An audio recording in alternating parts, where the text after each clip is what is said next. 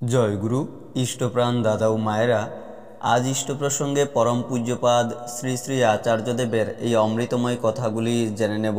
তিনি কি বলেছেন। তারিখ 20শে জ্যৈষ্ঠ 1430, 4 জুন 2023।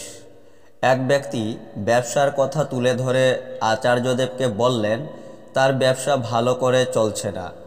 পরম পূজ্যপাদ শ্রী শ্রী আচার্যদেব বললেন, ব্যবসা চালাতে হলে ক্যাপিটালটা রক্ষা করা লাগে সবার আগে।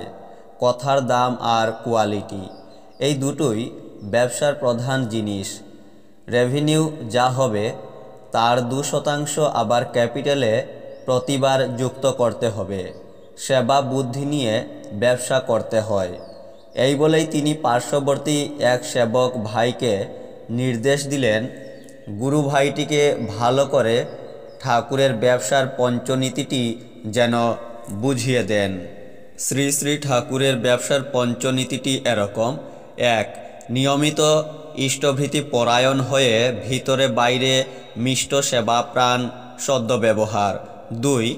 দৈনন্দিন হিসাবপত্র সহ উন্নতিমুখী লাভজনক পরিচালনা। 3.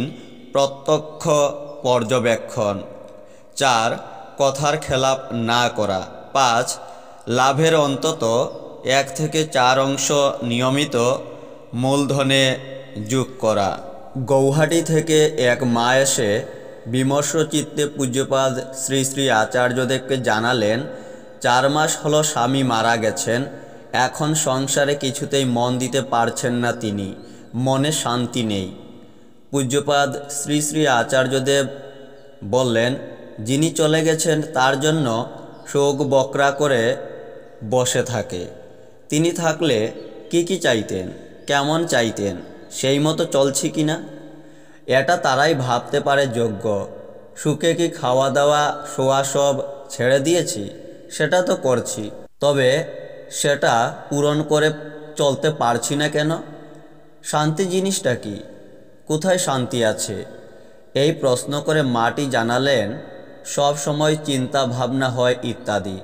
পূজ্যপাদ শ্রী শ্রী আচার্যদেব বললেন, চিন্তা ভাবনা যার নেই তার মানে সে তো মরা মানুষ। চিন্তা ভাবনা হওয়া তো ভালো। কি চিন্তা করছি সেইটা হলো আসল কথা। আমি আমার চিন্তা করছি আর আমি ঠাকুরের চিন্তা করছি, এই দুটোর মধ্যে তফাৎ আছে।